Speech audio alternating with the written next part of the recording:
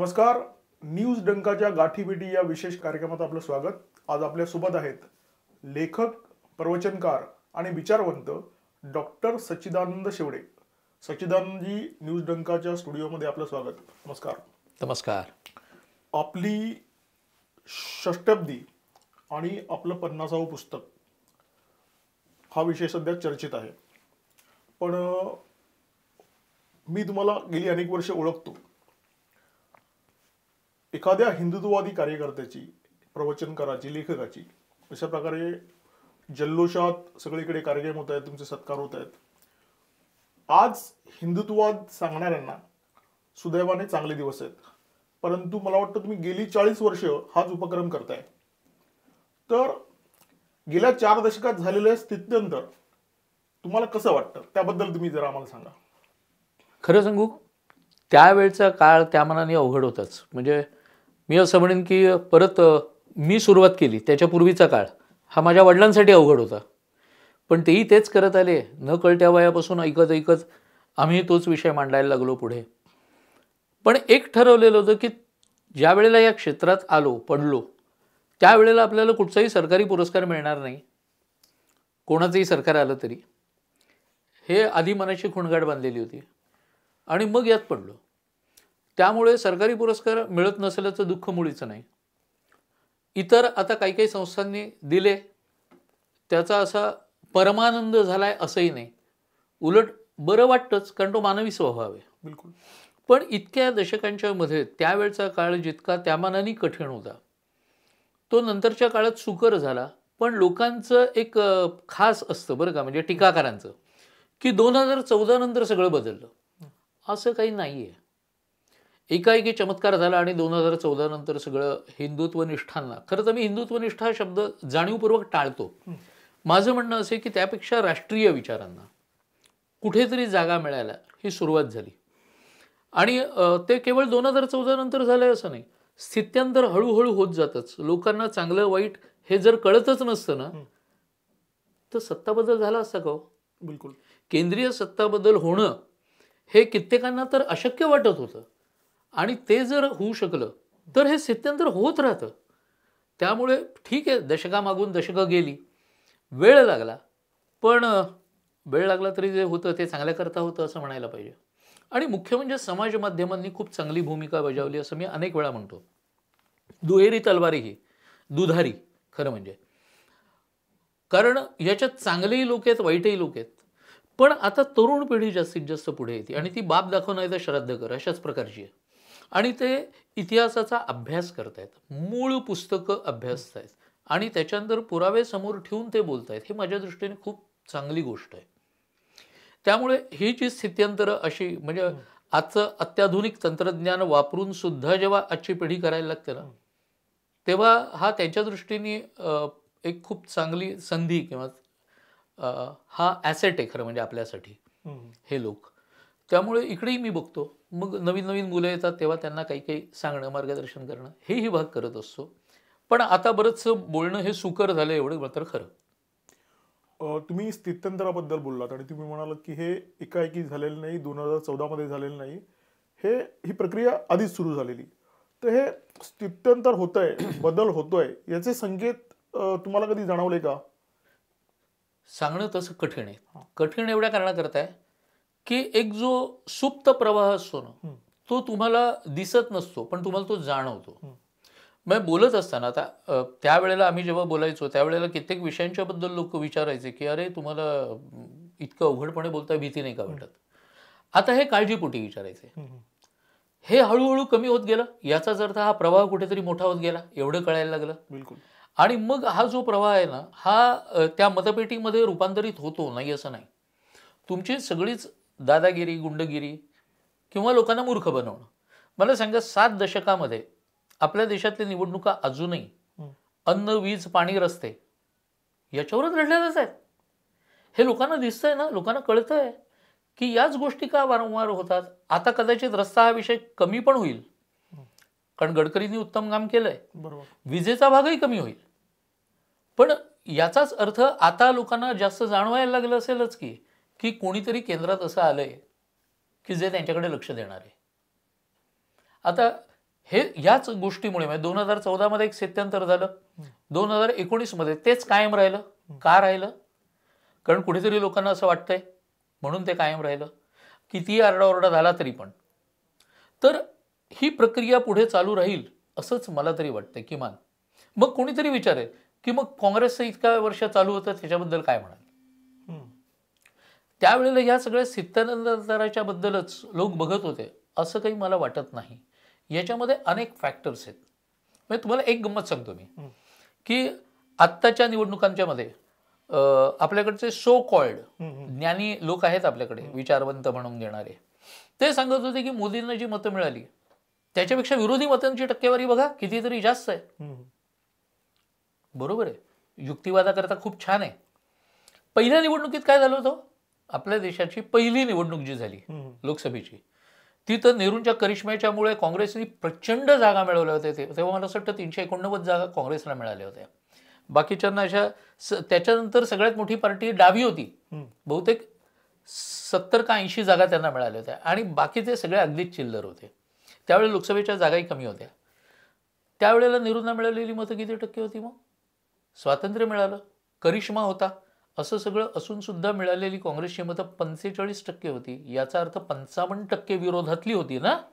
म्हणजेच आकड्यांचा खेळ कसा खोटा असतो हे आपल्याला यातून दिसतं. सोयींचे युक्तिवाद हे मला वाटतं डाव्यांचं वैशिष्ट्य आहे. हो, नेहमीच.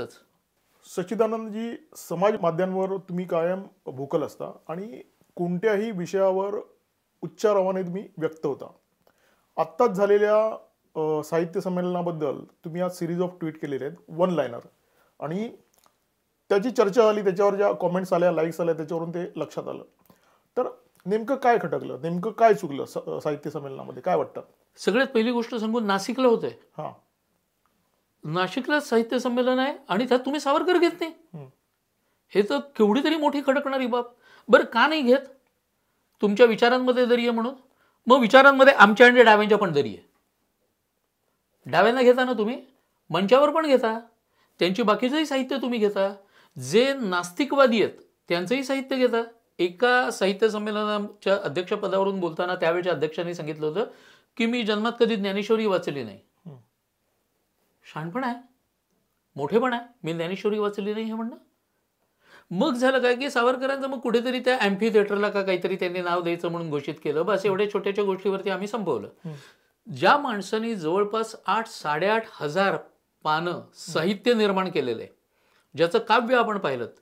बरं, मराठी साहित्याला वैनायक नावाच्या वृत्ताची देणगी ज्यांनी दिली असा कवी, अनेक मराठी शब्द दिले, अनेक मराठी शब्द दिलेले आहेत, असा माणूस ज्याला साहित्यिक म्हणून तुम्ही दूर ठेवताय आणि तुमच्याच साहित्य संमेलनाचा अध्यक्ष कोण एकेकाळी झालेला 1938 मध्ये, अशा माणसाला तुम्ही जाणीवपूर्वक दूर ठेवता. नाशिक सारखं ठिकाण, जे ठिकाण त्याची कर्मभूमी एका परीने होतं. भगुरून पुढे नाशिकमध्ये शिक्षण झालेलं आहे सावरकरांचं, वैचारिक जडणघडण वगैरे सगळी नाशिकमध्ये झाली आहे. त्या नाशिकमध्ये होत असताना तुम्ही त्यांना दूर ठेवताय. वैचारिक विरोध हा मी समजू शकतो, पण एक साहित्यिक म्हणून आत्ता तिथे असलेल्या साहित्यिकांच्या पैकी सावरकरांच्या जवळपास जाणारा एखादा साहित्यिक मला दाखवा, एखादा कवी मला दाखवा, ज्या माणसांनी 47 भावगीतं लिहिली आहेत, शृंगारिक गीतं पण लिहिली आहेत, लावणी पण लिहिली आहे. किती वेगवेगळे पैलू आहेत काव्यामधले, ते पैलू जवळपास सगळे सावरकरांनी उर्दूमध्ये गझल लिहिली आहे, उर्दूमध्ये गझल लिहिली आहे. तर हा असा असलेला माणूस तुम्ही जाणीवपूर्वक बाजूला ठेवताय. मग झालं काय की ठीक आहे, आम्ही काहीतरी दिलं एमपी थिएटरला नाव, तुमच्या तोंडाला पानं पुसली छानपैकी त्यांनी, आणि आज उद्घाटनाच्या वेळेला सरस्वती पूजन होण्याची गेल्या 93 संमेलनांची परंपरा, 94वं खरोखर ऐतिहासिक साहित्य संमेलन, की यांनी सरस्वती पूजन मात्र केलं नाही. म्हणजे संतांना पण अडगडीत टाकायला आता हे पुढच्या साहित्य संमेलनापासून मोकळे. कारण बहुतेक संतांनी आपल्या ग्रंथाची सुरुवात ही भगवान श्री गणेश आणि सरस्वती यांची वंदना करूनच आपल्या ग्रंथाची सुरुवात केली.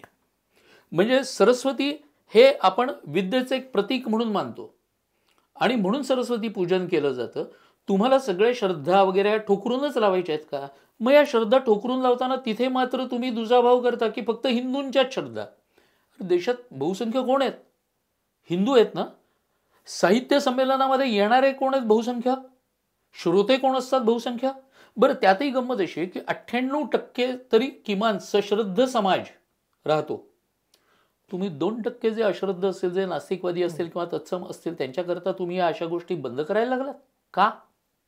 नाही, मला तुम्हाला हाच प्रश्न विचारायचा आहे मुळात, की एका बाजूला हिंदुत्वाची मशाल तेजाने तळपते, हिंदुत्ववादी सरकार केंद्राच्या सत्तेवर बसलेलं आहे, अनेक राज्यांमध्ये त्याच पक्षाचं सरकार आहे, भाजपचं सरकार आहे, आणि दुसऱ्या बाजूला विरोधात असलेला हा जो आवाज आहे तो त्यांच्याकडे फारशी आज सत्ता नाही आहे, पण मीडियामध्ये त्यांचं प्रभुत्व, सो कॉल जे विचारवंत असतात ते विचारवंत म्हणून तेच मिरवतात. म्हणजे थोडक्यात मुठभर संख्येने असून ते हिंदुत्ववाद्यांच्या डोक्यावर बसून मिऱ्या वाटत आहेत.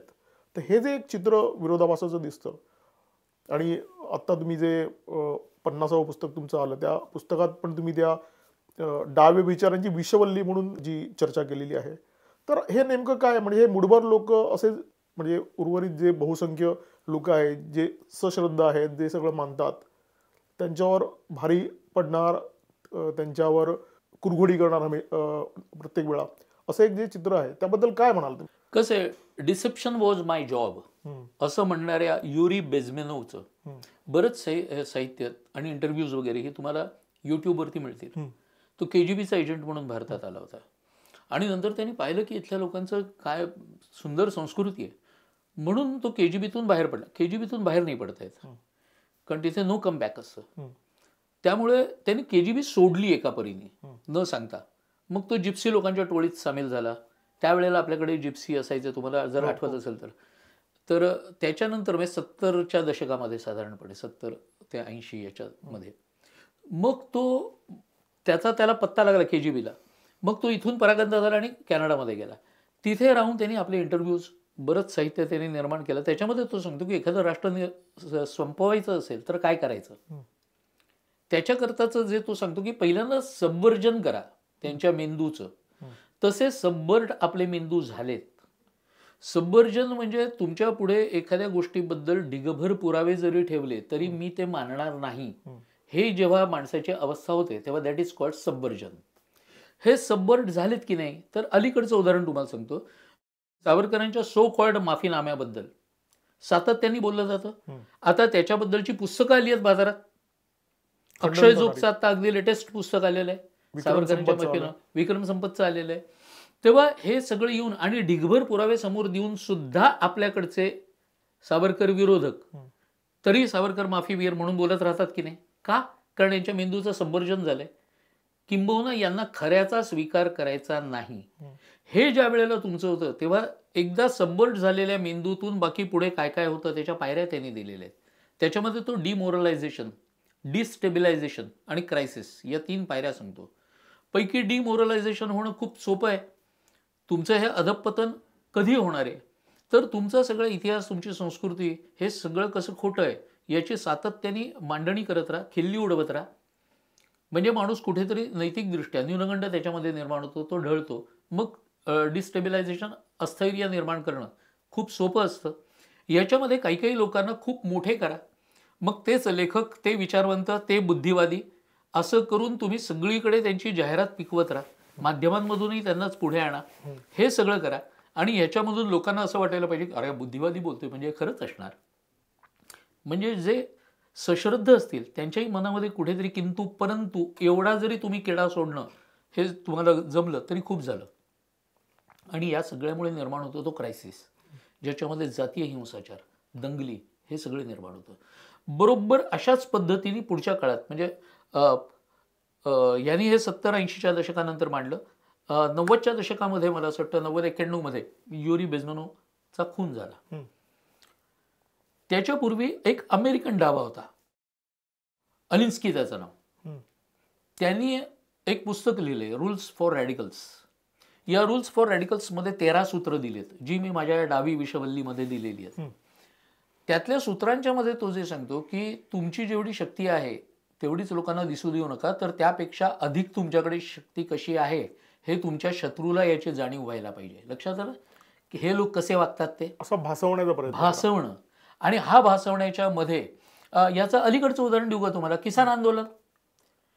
यांना आंदोलनजीवी नावाचं आपल्या पंतप्रधानांनी जे नाव दिलं ना, ते काही खोटं नाही आहे तसं बघायला गेलं तर. कारण अशी आंदोलनं निर्माण होतात आणि ती आंदोलनं याच्यामध्ये जरा कुठे यशाचा वास दिसायला लागला की हे पुढे जाऊन उभे राहतात, त्यांचे नेते बनायला लागतात आणि यांना जनता हिंगलावूनही विचारत नाही. हे लोक उभे राहिले तरी निवडणुकांमध्ये पडतात, डिपॉझिट जप्त होतं, पण तरी सुद्धा दाखवतात काय की आम्ही म्हणजे जनतेचा आवाज आहोत. आणि मग बघा यांना नमावं लागलंच. हे सगळं कोणामुळे? आमच्यामुळे. 303 खासदार असणारा माणूस सहजपणे नमेल असं तुम्हाला वाटत असेल, खुद्द शेतकऱ्यांनाच वाटत नाहीये, आंदोलकांनाच वाटत नाहीये, हेही आपण आत्ता बघतोच आहोत. त्यामुळे त्याच्या मागे काय असेल याचा आत्ता ते शोध घेत आहेत आंदोलन. पण यांनी आरडाओरडा केला की नाही, हे जे आपली शक्ती जास्त आहे हे जे दाखवणं आहे ना, हे त्या अलिन्स्कीने लिहिलेलं जे पुस्तक आहे रूल्स फॉर रॅडिकल्स, बरोबर ते फॉलो करत आहेत. आज तुम्हाला वाटत असेल की डावे लोक दास कॅपिटल फॉलो करत असतील, पण अजिबात नाही. दास कॅपिटल त्यांच्या मते आता इतिहास जमा झालेला ग्रंथ आहे. आता त्यांचं बायबल जे आहे ते रूल्स फॉर रॅडिकल्स आहे आणि त्याच्यामध्ये जे जे काही लिहिलंय ते त्या पद्धतीने करत असतात. मग त्याच्यामध्ये उपहास याला मोठं शस्त्र बनवा. मग काय करायचं, मोदींचे किंवा तत्सम लोकांचे मीम्स बनवायचे, विनोद त्यांच्यावर तयार करायचे. हे हळूहळू लोकांमध्ये सोडून द्यायचे की आपोआप विरोधक इतर कोणी म्हणजे डावेही नसतील ते नकळतपणे तेच वापरायला लागतात आणि तेच पुढे. कारण काय, याच्यामुळे उपहास निर्माण होतो. हा उपहास हा मोठं शस्त्र आहे. न्यूज चॅनेलवरती सुद्धा जर आपल्याला एखादा विषय मांडता येत नसेल तर ते समोर जो बोलतोय गंभीरपणे त्याच्याकडे बघत कुत्सितपणाने हसणं हा एक उपहास. कारण तुम्ही दिसत असता ना. तर हे जे प्रकार आहेत हे यांनी सगळे यशस्वीपणाने हाताळलेत. आणि यांचं एक वैशिष्ट्य आहे जे राष्ट्रीय लोकांनी उचललं नाही, मला त्याचं फार वाईट वाटतंय की हे you scratch my back I scratch your back हे जसं करतात तसं का नाही हो राष्ट्रीय विचाराचे लोक करत, की काही जे चांगलं असतं त्याचा आपण अधिकाधिक प्रसार करावा, अधिकाधिक लोकांच्यापर्यंत पाठवावं. ते कोणी केलंय याचं महत्त्व नाहीये, विषयाचं महत्त्व जास्त आहे. बरोबर, हे ओळखायला पाहिजे. मग यांनी जसे एक ठिकाणी यांचा एक माणूस काही बोलला की लगेच दुसरा माणूस तेच ट्विट करतो, तिसरा माणूस तेच ट्विट करतो. आपण ते एका भाषेतले ट्विट पाहिलीत की लोकांची? बिलकुल. 10-15 जण एकच भाषा वापरून ट्विट कशी करतात? अनेक देशातले लोक सुद्धा करतात. अनेक देशातले. मग कुठपर्यंत पाळमुळं पसरलेली आहेत. आम्ही सध्या आमच्या ओळखीचा माणूस असला तरी त्याचं रिट्विट करत नाही. कौतुक करण्याची प्रवृत्ती कमी आहे. एक्झॅक्टली. आणि नुसतं कौतुक नाही तर हे चांगलं आहे ना, मग हे लोकांच्यापर्यंत जायला पाहिजे. ते शेवड्यांनी लिहिलंय का आणखी कोणीतरी लिहिलंय, दिनेशजींनी लिहिलंय, हा भाग वेगळा आहे, पण हे जास्तीत जास्त लोकांपर्यंत जायला पाहिजे. हा जो एक भाग आहे ना, हा दुर्दैवाने राष्ट्रीय वृत्तीच्या लोकांच्या मध्ये कमी दिसतो. त्यांनी किमान डाव्यांच्याकडून हे काही काही गोष्टी शिकायलाही हव्यात असं मला वाटतं. बरोबर आहे. शत्रूकडून शिकण्याचा एक भाव जर असेल तर आपण शत्रूला मात पण देऊ शकतो. मला सांगा की प्रबोधनाचा वारसा तुम्हाला तुमचे पिताश्री भारताचार्य सुख शेवडेंकडून मिळाला. तुमच्या मुलानेही आता तीच वाट चुखाळलेली आहे. पण ही 3 नावं तर लोकांना सुपरिचित आहेत, म्हणजे या 3 पिढ्या लोकांना सुपरिचित आहेत. पण सुख शेवड्यांच्या आधी सुद्धा हा विचार अशा प्रकारे तुमच्या घराण्यात मांडला जात होता का? नाही, त्या दृष्टीने पायोनियर म्हणायला पाहिजेत ते. अच्छा. कारण त्यांचे वडील बडोद्यामध्ये शेतकी खात्यामधले अधिकारी होते मोठे. बरं. पण अर्थात एक आहे की मुळात आमचं जे घराणं आहे, आम्ही मुळात गोव्यातले आहोत, तर आमचं घराणं हे खरं म्हणजे शास्त्री घराणं आहे. त्यामुळे धर्म आणि ह्याच्यासारखे विचार हे घराण्यात असणं हे अगदी स्वाभाविक आहे. त्याला जोड आणखीन राष्ट्राची देणं आणि मग त्या दृष्टिकोनातून क्रांतिकारक वगैरे हे पुढे मांडणं, हे आमच्या वडिलांच्याकडून आमच्याकडे आलं. माझ्या गुरूंनी आणखीन मला सांगितलं, माझे गुरु वरदानंद भारती, त्यांनी समाधी घेतली. त्यांनी मला सांगितलं की राष्ट्र ही तुझी साधना. म्हणजे आजकाल लोकांचं जे असतं ना की गुरु म्हटल्यानंतर ते काहीतरी असंच हे तात्विक आध्यात्मिक वगैरे एवढंच सांगतील, तर तसं नाही आहे.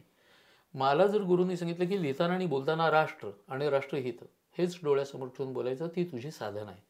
बाकी माझी जी परंपरागत साधना आहे तो भाग वेगळा बरं का, तो याच्याशी संबंधित नाही. पण असे 2-2 मोठे आदर्श समोर असल्यानंतर मग आम्ही त्या वाटेने जाणं हे अगदीच स्वाभाविक होतं. आणि तो वारसा आपोआप परीक्षेतकडे गेला. त्यामुळे परीक्षेतही तितकंच त्याच्या नकळत्या वयापासून वाचन वगैरे करत आणि वक्तृत्व स्पर्धांमध्ये भाग घेत आता व्याख्यानं देत असतोच. तुम्हाला मी गेली अनेक वर्ष बघतोय, तुम्ही सतत कार्यमग्न असता. तुमचं 50वं पुस्तक, 5000 पेक्षा जास्त तुमची भाषणं झालेली आहेत, प्रवचनं झालेली आहेत. तुम्ही सतत प्रवास करत असता आणि अंदमानला तुमचं वारंवार जाणं असतं, सावरकरी विचारांचं जागरण हे तुमच्या कार्याचा एक महत्त्वाचा भाग. तर मला असं म्हणायचं आहे की एखादा माणूस काही वर्ष हे करू शकतो, पण गेली 40 वर्ष तुम्ही सातत्याने करताय. तर ही ऊर्जा नेमकी कुठून येते? आणि मला म्हणजे तुमचा दिनक्रम जाणून घेणे आवडेल. म्हणजे एक माणूस इतक्या गोष्टी जे वेगळ्या वेगळ्या करतो. मला वाटतं तुम्ही वर्तमानपत्रात स्तंभलेखन करता. अनेकदा तुम्हाला चर्चामध्ये बघतो, ज्या TV चॅनलवर चर्चा होतात त्याच्यामध्ये तुम्ही बऱ्याच वेळा हिरिरीने भाग घेता आणि तडफेरी आपली मतं मांडता. तर हे सगळं करण्यासाठी जी ऊर्जा येते ती नेमकी कुठून आहे? आणि तुमचा म्हणजे दिवस कसा असतो? किती तास तुम्ही काम करता हे मला जाणून घ्यायला आवडेल. फार कठीण प्रश्न आहे, कारण मी अत्यंत आळशी माणूस आहे. मी जेव्हा लेखनाला बसतो त्यावेळेला मात्र 7-7, 8-8 तास अगदी मांडा ठोकून बसलेला असतो. आणि मग पुस्तक सहसा हातावेगळं झाल्याशिवाय मी उठत नाही, त्याच्यामध्ये खंड नाही पडू देत. कारण बाहेरचे कार्यक्रम असतात, मग खंड पडला की मग त्या लेखनामध्ये कुठचा तरी तो विषय सुटतोय की काय असं वाटावं, असं होतं म्हणून. आणि नाहीतर मी कैक वेळेला घरी रिकामा बसलेला असतो. काहीतरी मला चित्रपट बघायला आवडतं बरं का, पण मी थिएटरमध्ये नाही जाऊन बघत. मग आजकाल मी मोबाईलवर बघतो. आणि त्याच्यामध्ये मला मराठी किंवा हिंदीपेक्षा दाक्षिणात्य भाषांमधले हिंदीमध्ये डब केलेले खूप काही चांगले पिक्चर मिळतात बरं का. चांगला विचार मांडणारे पिक्चर मिळतात, वेगवेगळे विषय असणारे पिक्चर मिळतात. जसं अलीकडे जय भीम अलीकडे जय भीम आला. आणि वेगवेगळ्या प्रकारचे असे मला चित्रपट बघायला आवडतं, नाही असं नाही. म्हणजे काय उगाच चॅनलवर आहे त्यामुळे मी पिक्चर कधीही बघत नाही असं काही मी भाव आणत नाही बरं का. तितकंच वेगवेगळ्या ठिकाणी जाणं, म्हणजे आता तुम्ही अंदमानचा उल्लेख केलात ना, अंदमानला मी गेली 12 वर्ष जातोच आहे. त्याच्याही पेक्षा जास्त वेळा खरं म्हणजे मी 4 धामला गेलोय. बद्री, केदार, गंगोत्री, यमुनोत्री हे 16 वेळा झालंय. आणि तिथे तिथे प्रवचन होतात. बाकी युरोपात हिंडलोय किंवा ऑस्ट्रेलिया, न्यूझीलंडमध्ये वगैरे हिंडलोय, हा भाग आणखीन वेगळा. पण तिथे तिथे जाताना त्या त्या देशांच्या संस्कृतीचा आधी अभ्यास करतो. आपल्याला माहिती व्हायला पाहिजे, इतिहास आणि भूगोल तर माहिती असायला पाहिजे, म्हणून त्याचा अभ्यास करतो आणि मगच त्या ठिकाणी जातो. आणि बाकीचा वेळ बराचसा माझा वाचनात जातो, कारण वाचनात आयुष्य कमी पडेल इतकं भाग आहे आपल्याकडे. बरं, वाचनाला पूर्वी कसं असायचं की आधाशासारखा वाटेल तो विषय वाचायचो, म्हणून डावे मी भरपूर वाचलेत. मी वाचल्याशिवाय भाष्य करत नाही. आणि अनेक अनेक अनेक विषय, म्हणजे मला रहस्यकथाही आवडतात. बाबूराव अर्नाळकर आणि गुरुनाथ नाईक हे वाचत आमची पिढी लहानाची मोठी झाली खरं म्हणजे. पुढच्या काळात सुरेश वैद्य, सुहास शिरवळकर, नाही चिंतामणी वैद्य मला असं वाटतं, तर नंतर काशीकर, वाळिंबे, विजय देवधर हे सगळे वाचत गेलो.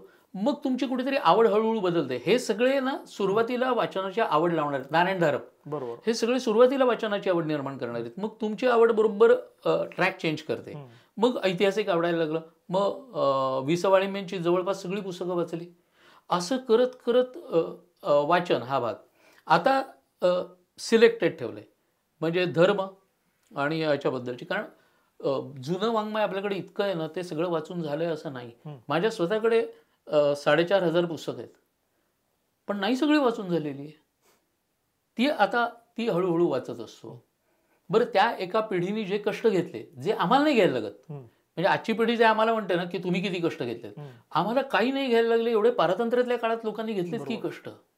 मग अप्रबुद्ध वगैरे सारखी माणसं किंवा बाळशास्त्री हरदास ते त्या मानाने अलीकडचे म्हणायला पाहिजेत, कारण 1960च्या 50-60च्या दशकातले ह्या सगळ्यांनी जे लिहून ठेवलेलं आहे. म्हणून माझा नेहमी आक्षेप हा असतो विरोधकांच्या वरती की तुम्ही मूळ पुस्तक वाचलेत का, मूळ ग्रंथ अभ्यासा, किंवा त्याच्यावरती भाष्य अधिकारी माणसांनी केलेलं. तुम्ही ठरवताय तो अधिकारी नसतो, कुठचा तरी संदर्भ घ्यायचा आणि वितंडवाद करायचा हा प्रकार. तर असं नाही करायचं. मुळातले संदर्भ वाचा, मुळात त्या माणसांनी काय मांडले ते वाचा आणि मग बोला ना. यांना तसं करायचं नसतं, कारण यांना देव, देश, धर्म, संस्कृती या सगळ्यावर आघात करायचे आहेत. कारण यांना केवळ संघर्षरत कसा देश राहील एवढंच बघायचं आहे. याच्यातून काय चांगलं होणार आहे? सर्वामुखी मंगल बोलावावे हे आपली संस्कृती सांगते. आम्ही तर सगळ्यांचं हित बघतो. जो जे वांछील तो ते लाहो प्राणीजात म्हटलंय माऊलीने. तिने काही हिंदू जात म्हटलेलं नाही आहे, नाही का? बरोबर आहे. हे सगळं लोकांच्यापर्यंत जायला पाहिजे असं माझं म्हणणं आहे. शेवटचा प्रश्न मी तुम्हाला विचारतो की 19 पूर्वी तुम्ही भाकीत केलेलं केंद्रामध्ये जे सरकार येईल त्याला किती जागा असतील आणि कोणाचं सरकार येईल. 24 बद्दल सुद्धा तुम्ही चर्चेत खाजगी चर्चेत अनेकदा बोललेला आहात. तर आता ममता बॅनर्जी कालच येऊन गेल्या आणि भाजप विरोधी आघाडीची एक जुळवाजुळव सुरू झालेली आहे. आत्ता किसान आंदोलन आपण पाहिलं आणि अशी अनेक आंदोलनं येत्या 3 वर्षात होतील. तुम्हाला काय वाटतं म्हणजे देशामध्ये जे एक राजकीय सामाजिक वातावरण आहे, देश राजकीयदृष्ट्या कोणत्या मार्गावर जातोय आणि 24 नंतर जे सरकार येईल ते कोणाचं असेल? थोडंसं बारकाईने जर आपण बघितलं ना तर आपल्या लक्षात येतं 2014 मध्ये जेव्हा मोदींचं नाव जाहीर झालं होतं बघा, तेव्हा आपल्याकडचे सो कॉल्ड विचारवंत आणि बुद्धिवादी हे तर एकदम हर्षवायूने हे झाले होते. त्यांनी सगळ्यांनी किती मोदींच्या विरोधात वातावरण निर्माण केलं होतं की आता काँग्रेस आरामात जिंकते. तर ते आरामात मोदी जिंकले, काँग्रेस नाही. 2019 मध्ये तसंच वातावरण निर्माण केलं आणि आता 2024चाही प्रयत्न तोच राहणार आहे. आणि माझा अंदाज सांगतो तुम्हाला की आत्ता ज्या सीट्स आहेत मोदींच्याकडे त्याच्यापेक्षा जास्त येतील. बरं, त्याचं कारण मोदींनी पेपर उघड करून दाखवलंय. हो, यांना वाचता येत नाही, त्याला कोण काय करणार. ते सांगतात की मी देशसेवा करतो, राष्ट्रसेवा करतो. निवडणुकीचा काळ जवळ आला की मी राजकारण करतो. याला फार मोठा अर्थ आहे, लक्षात ठेवा. त्यामुळे आता कोणी कितीही उड्या मारू देत, राजकारण काय करतायत ते त्यावेळेला तेवढंच फक्त बघायचं. त्यामुळे मोदी ही व्यक्ती नुसतं चरित्रापुरती नाहीये बरं का, समजून घेण्याचा एक प्रयत्न करण्याचा भाग आहे, अभ्यासाचा विषय.